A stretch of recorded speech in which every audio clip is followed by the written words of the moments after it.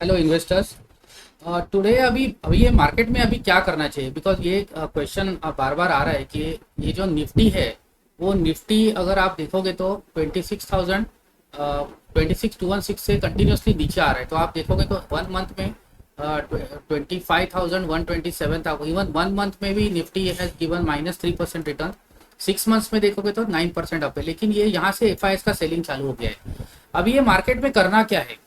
So many investors are wondering कि ये market में अभी कंटिन्यूसली नीचे जा रहे हैं। तो इसका रीज़न ये है कि एक तो एफ आई एस की सेलिंग है। तो अभी एफ आई एस जो बेच रहे हैं और they are taking money out of India to either US markets और China market. So we are not concern about where they are taking the money, but they are definitely selling Indian market. तो अभी India में ऐसा है कि markets तो नीचे drift हो रहे हैं। तो ये सिचुएशन में ग्लोबल इवेंट्स में ऐसे हो रहा है कि यूएस में Donald Trump has become the president. So अभी ऐसा है कि जो जनवरी 20 में जो भी वो बिल साइन करेंगे, जिससे ग्लोबली इकोनॉमिक्स में क्या चेंजेस होने वाले हैं, मतलब बहुत उथल पुथल होने वाली है।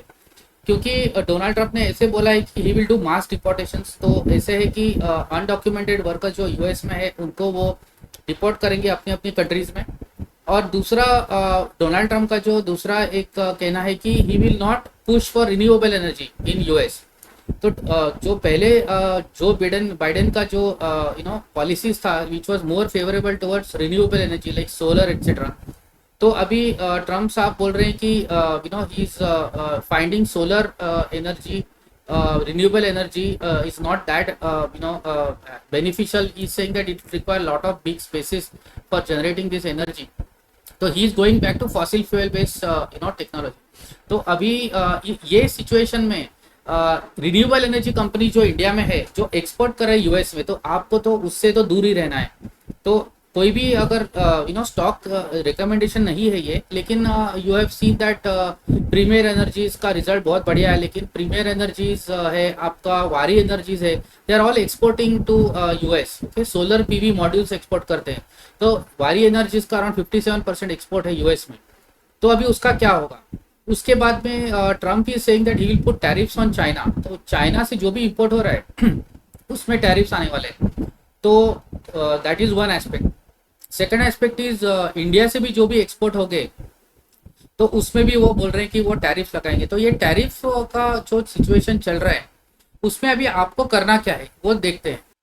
तो how Donald Trump's new tariff policies they can affect Asian economies including India. तो इसमें आप देख सकते हो कि there will be trade war between world's biggest economies which also destabilize markets everywhere with Asia which contribute the largest share of global growth, most affected. तो इसमें ऐसा है कि if Donald Trump says that okay he is going to put tariffs on Indian exports also, तो that is going to be a trade war among countries. But अभी इसमें India में कौन से सेक्टर्स है which are exporting to American markets? One is the IT sector. अभी Trump का कहना है कि he is going to overhaul the immigration reforms. तो इमिग्रेशन में वो बोल रहे हैं कि वो अनडॉक्यूमेंटेड वर्कर्स को he is going to mass deport them. उसके बाद में जो लीगली यूएस में आ रहे हैं, लीगल चैनल से यूएस में आ रहे, तो उनका H1B पे भी डोनाल्ड ट्रम्प का कुछ तो अनाउंसमेंट आने वाला है। तो इसमें ऐसा है कि Donald Trump is going to be a big negotiator. He is a Marwari type mentality. तो इसमें ऐसा है कि वो बोलेगा कि जो भी अमेरिका एक्सपोर्ट कर रहा है तो आप you don't put tariffs on those export from America to India. और इंडिया से जो भी एक्सपोर्ट हो रहा है जैसे आईटी एक्सपोर्ट है, फार्मा एक्सपोर्ट है, सोलर पीवी मॉड्यूल्स है, तो वहां पे वो टैरिफ लगाने का चांसेस है। तो आपको ये सिचुएशन में ट्रम्प का जो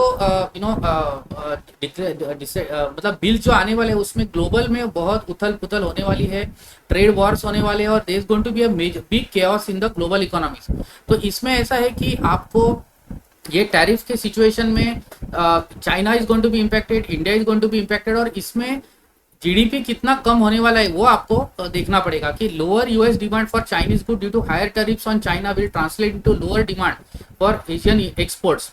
okay, so even if there are US tariff levy directly into those economies. तो ऐसे बोल रहे हैं कि ऑक्सफोर्ड इकोनॉमिक्स बोल रहे हैं कि चाइना पे जो टैरिफ लगाएंगे जिससे एशिया से जो एक्सपोर्ट हो रहा है यूएस में वो उस पर इम्पैक्ट आ सकता है। इंडोनेशिया बोल रहे हैं कि Indonesia is expose to US because of strong exports of nickel and minerals. Okay, तो ये भी इम्पैक्ट हो सकते हैं। तो इसमें ऐसा है कि ये जो ग्लोबल उथल पुथल होने वाली है उसमें इंडिया पे क्या असर होने वाला है। तो Trump first slap China with heavy tariffs in 2018, उसके फर्स्ट जैसे 2018 में जब ट्रम्प वाज द प्रेसिडेंट तो उसमें चाइना पे काफी टैरिफ लगाए थे और उसमें इंडिया पे भी टैरिफ्स लगाने का वो बात कर रहे हैं। तो इसमें India could become itself become a target of protectionist measures by the US due to large share of Chinese components in Indian products. तो आप ये देख सकते हो कि जहां जहां पे चाइनीज पार्ट जब इंडिया में अगर कोई भी एक्सपोर्ट कर रहा है और इसमें चाइनीज पार्ट है उसमें टैरिफ्स लगाने का चांसेस है। तो इसमें जो भी कंपनीज है जो एक्सपोर्ट कर रहे हैं इलेक्ट्रॉनिक एक्सपोर्ट है या जो भी अदर एक्सपोर्ट है जिसमें चाइना का अगर कंपोनेंट्स है तो Donald Trump is going to put tariffs on those components. तो इंडिया में से जो भी एक्सपोर्ट कर रहे हैं उसमें दे विल बी टैरिफ्स। फिर Trump could also import higher tariffs on Indian goods in sectors such as automobile, textiles, pharmaceuticals and wine which would make Indian exports less competitive in the US। तो ये भी एक हो सकता है। तो trade war हो सकता है। अभी अगर ट्रम्प टैरिफ लगाएंगे इंडिया के एक्सपोर्ट पे तो इंडिया भी लगा देगी यूएस के इंपोर्ट्स पे। तो इससे क्या होने वाला है कि ये बहुत बड़ा टैरिफ वॉर होने वाला है, तो which is very dangerous for countries like India. तो ये सिचुएशन में आपको कौन से सेक्टर्स में या कौन से सेक्टर सेफ सेक्टर, आपको सिंपल चीज है आपको डोमेस्टिक सेक्टर पे ही फोकस करना है। जैसे बैंकिंग सेक्टर है, एनबीएफसी है जो डोमेस्टिक मार्केट्स में ही फोकस्ड है, उन पे ही फोकस करना है नेक्स्ट 6 मंथ्स में। कोई भी एक्सपोर्ट ओरिएंटेड अगर इंडस्ट्री है उसमें डोनाल्ड ट्रम्प का अगर कुछ भी टैरिफ आता है तो that is going to be negative for Indian companies. तो इसमें डोमेस्टिक सेक्टर में आपका ये जो Zomato, I am not recommending any stocks to buy here, but Zomato, Swiggy, उसके बाद में दो sectors are domestic oriented sectors. जैसे रिटेल सेक्टर है, ट्रेंड है आपका, वी2 रिटेल है, ये सब चीज है। तो जो डोमेस्टिक सेक्टर में जो कंपनीज फोकस्ड है उन पे ज्यादा कुछ इम्पैक्ट नहीं आने वाला है। आईटी सेक्टर में अगर बोलते कि अगर H1B पे अगर ट्रम्प ने कुछ ऐसे रिफॉर्म्स लाते हैं कि H1B की डिमांड मतलब they will reduce the Kota for H1B। जैसे अभी 7% कोटा इंडिया को है, एवरी कंट्री है 7% कोटा फॉर ग्रीन कार्ड्स।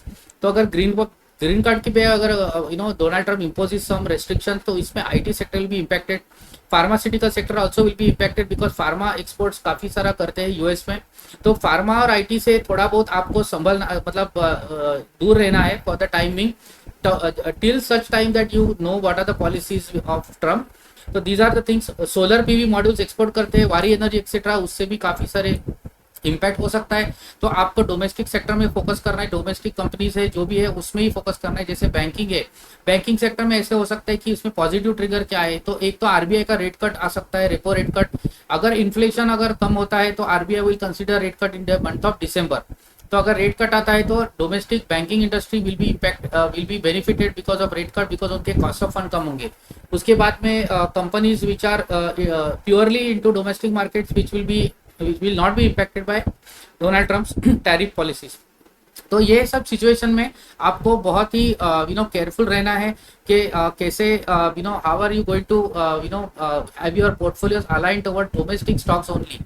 तो इसमें सप्लाई चेन भी इम्पैक्ट हो सकता है।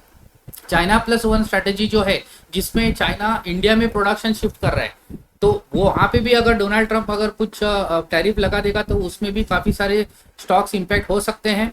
तो ये सब चीज आपको ध्यान रख के ही आपको स्टॉक्स में इन्वेस्ट करना है, क्योंकि इसमें ऐसा हो सकता है कि there will be lot of movements, up and down movements because of this.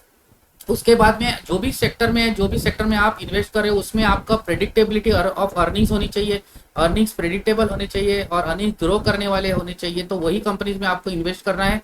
कोई भी रिकमेंडेशन नहीं है, आप यू कैन बाय एनी और you can sell, that is your call. लेकिन banking sector looks to be pretty okay from risk reward perspective. Then second thing is your Zomatos and Swiggies of the kind. This is not our recommendation to buy Zomato, but purely domestic sector में जो भी focused है that is going to be benefited.